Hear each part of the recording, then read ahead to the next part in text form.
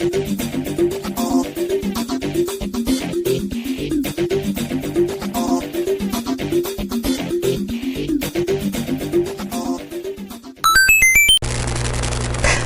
guys, it's Mr. Underwood back with another episode. Today is Thursday, so it's the last episode of the week. Let's see what's going on today. It is the Stars and Stripes Forever Day. It's Dance Like a Chicken Day. Let me see you dance like a chicken. Okay, stop. Oh, stop. It's National Buttermilk Biscuit Day. So I guess if you like a good buttermilk biscuit. It is National Underground America Day. So this observance kind of intrigued me and I wanted to know more about it. So I decided to look it up, and it's actually a silly day. It was first introduced in 1974, a year before I was born.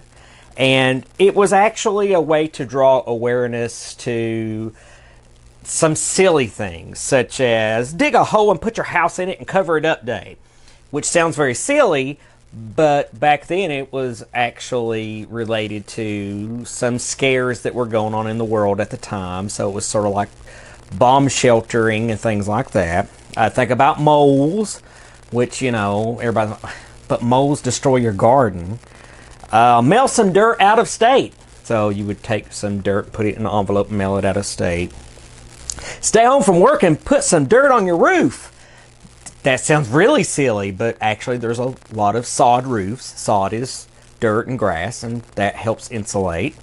Touch a basement wall. Now, why would you want to touch your basement wall? Start a coal mine in your backyard. Ride the subway with a friend. Listen to a conversation through the earth by putting your ear down to the ground. See how silly these are? Bury some treasure. Hold a parade under Main Street. Look down a well.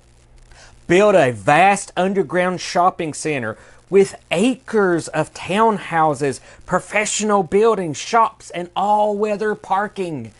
So in other words, build a city underground. Now, like I said, this all sounds really silly, but it got me thinking about it.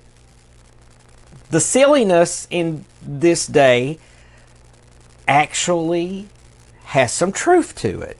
So I decided to look up some things about underground. And so I came up with my own Underground America Day, and I thought you might enjoy my take on what Underground America Day really is.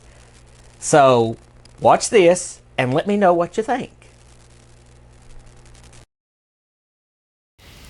It's Underground America Day, and we're going to do it Mr. Underwood's way. Before refrigerators were commonplace, a lot of people in the area had root cellars. These were places to store vegetables and canned goods to keep everything fresh. Having everything underground kept the temperature cooler, like a refrigerator.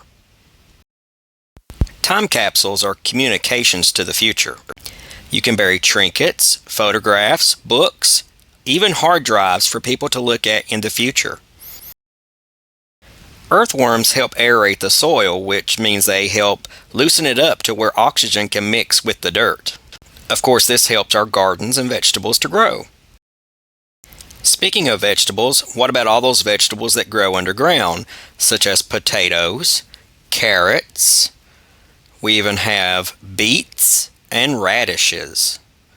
Of course, there are others, but these are the best. And then there's something we're very familiar with in this area. We're talking, of course, about mining. Coal and limestone are mined in this area. Ores are mined from underground, such as iron and other metals like gold. Wouldn't you like to have your own gold mine? I know I would. And then there's transportation.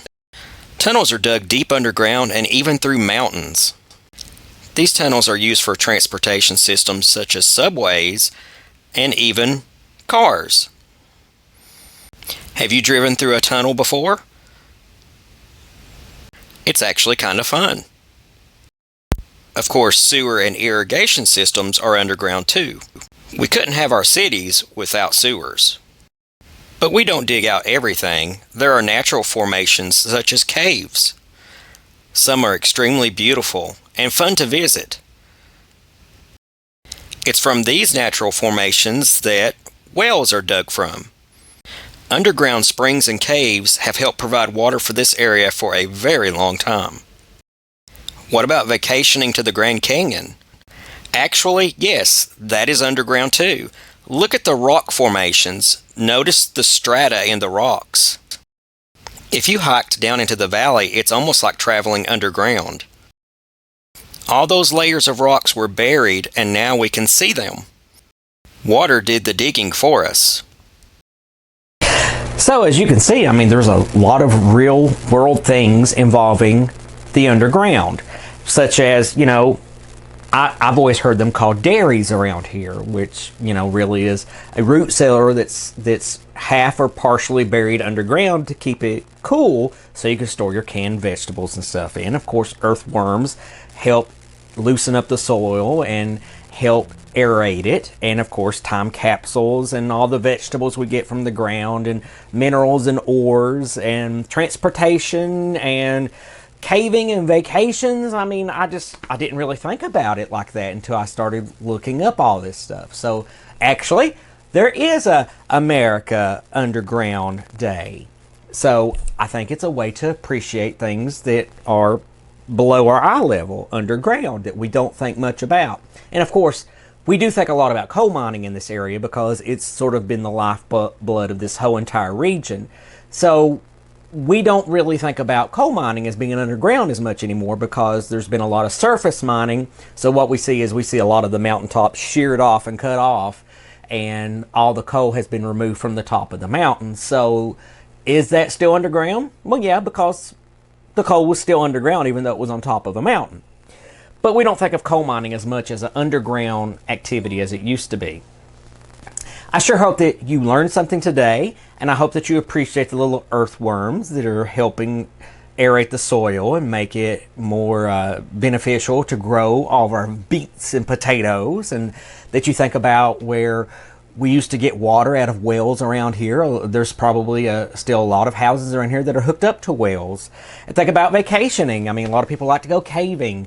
All these things are underground activities and things. So think about it. I appreciate you guys so much. I hope that you have a wonderful weekend, and I look forward to seeing you back here on Monday. And just one last thing, if you are a student in my career investigations class, don't forget that I need you to finish up your career portfolios for me. And if you didn't get the email, I need you to check your school email for directions on what to do.